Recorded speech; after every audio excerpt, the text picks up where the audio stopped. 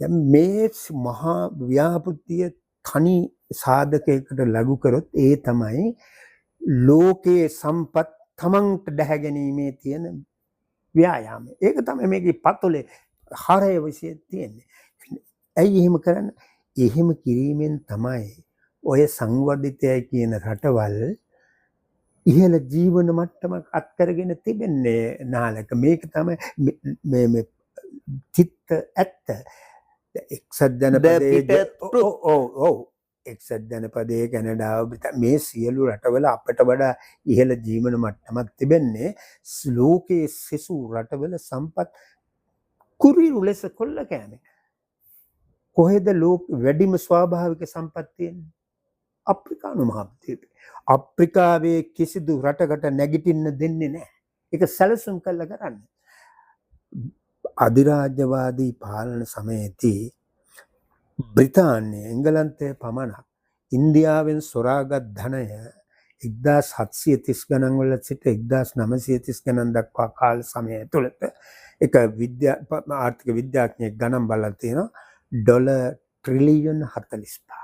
ඊට පස්සේ මේ අවුරුදු ජනවාරි මාසෙදී අර ඔක්ස්ෆෑම් කියන ආයතනයේ එක NGO එකක් වගේ මේ පුණ්‍ය ආයතනයක් විදිහට වැඩ කරන. ඒගොල්ලෝ කිව්වා ඩොලර් ට්‍රිලියන 70ක් කියලා.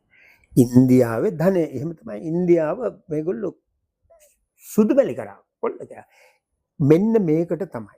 එතකොට නාලක ඒ කාරණයට ආවම මේ තෘෂ්ණාව මුල් වුණාට පස්සේ සංස්කෘතිය කෞතුකාගාර පුරාවිද්‍යා ඒ අයට වටින්නේ නැහැ. 2003 ඉරාක ආක්‍රමණයේදී බැග්දාඩ් නුවර තිබුණු ඓතිහාසික මා හැඟි කෞතුකාගාරය කොල්ල කෑවා. කෙලෙසුවා. මනුෂ්‍යත්වයට නිගාවා. ආපහු ඒක ප්‍රතිස්ථාපනය කරන්න බෑ විදිහ. ඔබ දන්නවා අවුරුදු ලෝකයේ පැරණිම තම ශිෂ්ටාචාරය ඉරාකයේ තිබුණේ යුප්‍රටිස් මේ ටයිග්‍රිස් ගංගා ඉවුරුබඩ ගොඩ නැගුණු ඒ ශිෂ්ටාචාරය අවුරුදු 7000 පරණ කොයිතරම් කෞතුක වස්තු තිබෙන්නේ නැද්ද? ඒක කෙලෙසුවා. නින්දිත විදිහට කෙලෙසුවා. ඉතින් ඒ නිසා ඉරානයේ පුරාවස්තු වලට අත තියන්නේ එහෙම හිතන්න එපා. මේ රටේ කොයිතරම් තිබිච්ච කෞතුක වස්තු එය පැහැරගෙන ගියද? නාලක බ්‍රිතාන්‍යෝ මේ රටට කරපු හානිය අපේ රටේ බහුතර මිනිස්සු බ්‍රිතාන්‍යයට වදින පුදන ජාතියන්නේ අපිට ඉන්නේ.